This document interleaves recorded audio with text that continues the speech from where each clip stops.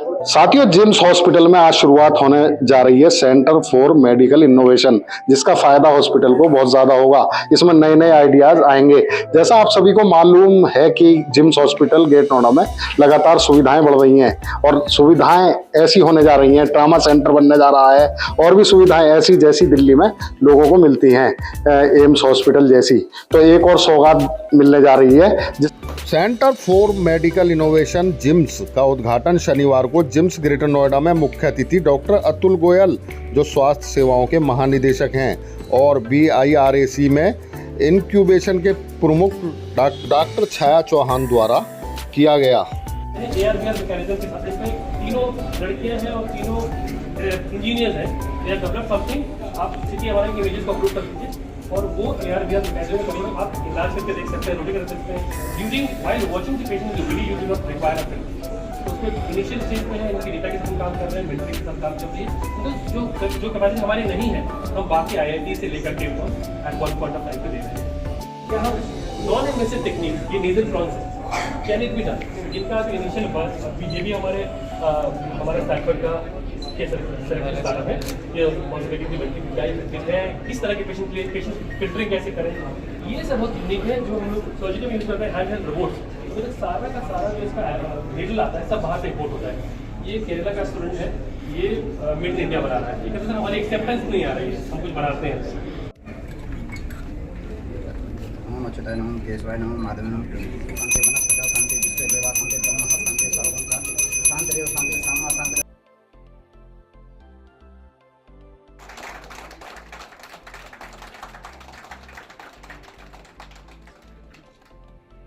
UP में भारत के सबसे बेहतर स्टार्टअप कैसे बनाएंगे? आज यहाँ पर स्टैनफोर्ड बाय डिजाइन की टीम उत्तर प्रदेश की 2 प्रतिष्ठित संस्थाओं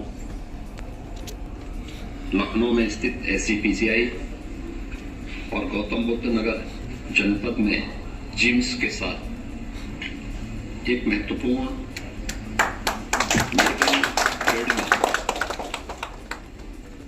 पार्टनरशिप के कार्यक्रम को आगे बढ़ाने के लिए यहाँ आई है। देश में या पूरे दुनिया में उत्तर प्रदेश कैसे मेडिकल टेक्नोलॉजी का एक हब बने, इसी सिलसिले में इन्होंने स्टैनफोर्ड यूनिवर्सिटी को जब यहाँ बुलाया गया तो उन्होंने तय किया कि आप हमें चुनकर अपने बेहतरीन स्टार्टअप दें। पूरे प्रदेश ने SCPCI और जिम्स के साथ मिलकर 25 स्टार्टअप चुने जो उनको दिए गए। उन्होंने खुद अपनी फिल्टरिंग करी और उस 25 में से 15 फिल्टर करे गए, जिसको Stanford University biodesign program के अंदर मेंटरिंग करी जाएगी। मैं बड़े गर्व के साथ रखना चाहता हूं इस फाउंडेशन डे में उस 15 में से 9 स्टार्टअप जिम्स के थे।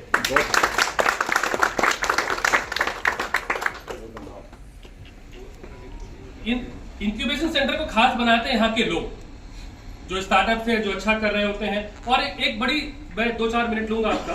लोग कहते हैं why a medical incubator is required when we have technology incubator, when we have business incubator, when we have bio incubator. जो क्लिनिकल फैक्टर है वो सबसे इंपॉर्टेंट है एक मेडिकल डिवाइस का। और अभी आज प्रोग्राम स्टार्ट होने के पहले DGHS सर ने बहुत फोकस किया कि हम डायग्नोस्टिक पे बहुत कुछ बना रहे हैं, ये वेस्ट को कॉपी करने का मॉडल है। क्या हम भारत में भारत के लिए कुछ अफोर्डेबल बना रहे हैं? इनोवेशन की जरूरत है। फॉर एग्जाम्पल, जब दुनिया में सबसे बड़ी प्रॉब्लम आई कोविड की, तो सबसे बड़ी प्रॉब्लम थी RT-PCR टेस्ट करने की। और फिर आपको ध्यान हो कि एंटीजन किट जो बना था माई लैब्स का, वो एक इंक्यूबेशन सेंटर से निकल कर आया था, माई लैब वेंचर सेंटर पुणे से। जब ऐसी त्रासदी में सब लोग एक साथ आकर काम करते हैं, क्लिनिशियंस, रिसर्चर्स, टेक्नोलॉजी, उस बिजनेस को बड़ा स्केल कर जिसकी बात योगी जी कर रहे थे, skill and scale should grow together, वो बहुत इंपॉर्टेंट है। जब हम टेक्नोलॉजी और ड्रोन की बात करते हैं, भारत में जब पहली बार किसी ड्रोन डिलीवरी की बात होगी तो उसमें जिम्स का नाम हमेशा लिया जाएगा। ICMR के ट्रायल में जब पहली बार एक ट्रायल हुआ लेडी हार्डिंग और जिम्स के बीच में, तो वो पहली बार ऐतिहासिक जो drone services for delivery of blood bank was done between these 2 prestigious institute. Lady Hardinge इस देश का 100 साल से पुराना इंस्टीट्यूट है और जिम्स 5-6 साल पुराना।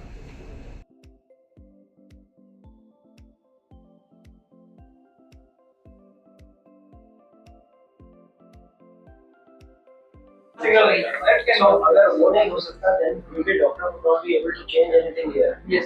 दूसरा इसमें फोटोथेरेपी फॉर Yes, sorry, मैं बताना भूल गया, लिखा हुआ है अंदर किसी टाइम रैशेस टाइप कुछ होता है, ये जो पैड्स है जेल है इसका भी अच्छा होता है, लेकिन इसका जो पाल्स निकल रहा है ये ऑलरेडी सेफ रेंज में है और बीआईएस टाइप। ब्रिगेडियर साहब, बड़ी उपलब्धि है आपके लिए।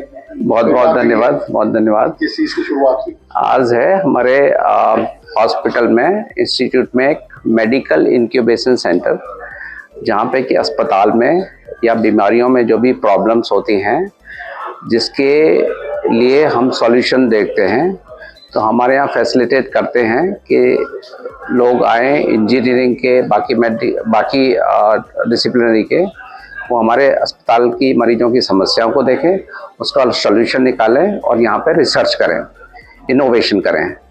कुछ जो इनोवेशंस हमारे पास आए हैं, जैसे लड़कियों में या महिलाओं में मेंस्ट्रुअल पेन का प्रॉब्लम है, उसके लिए एक हमने डिवाइस यहाँ पे डेवलप करी है। एक हमने डिवाइस डेवलप करी है न्यूबॉर्न बेबी को ट्रांसपोर्ट करने में। आजकल ज़्यादा चीज़ इम्पोर्टेड हैं, तो यहाँ पे हमारे इंडियन बेस्ड हम इंक्यूबेशन सेंटर यहाँ पे बना सकते हैं, तो उसका हम यहाँ पे कर रहे हैं। एक आजकल आर्टिफिशियल इंटेलिजेंस बेस्ड कुछ यहाँ पे हम डेवलप कर रहे हैं, ख़ासतौर से जो न्यूरोलॉजिकल बीमारियाँ होती हैं, डिमेंशिया है, अल्जाइमर्स डिसीज़ है, उसको हम वॉइस से पहचान सकते हैं, तो उसको अर्ली डायग्नोसिस कर सकते हैं।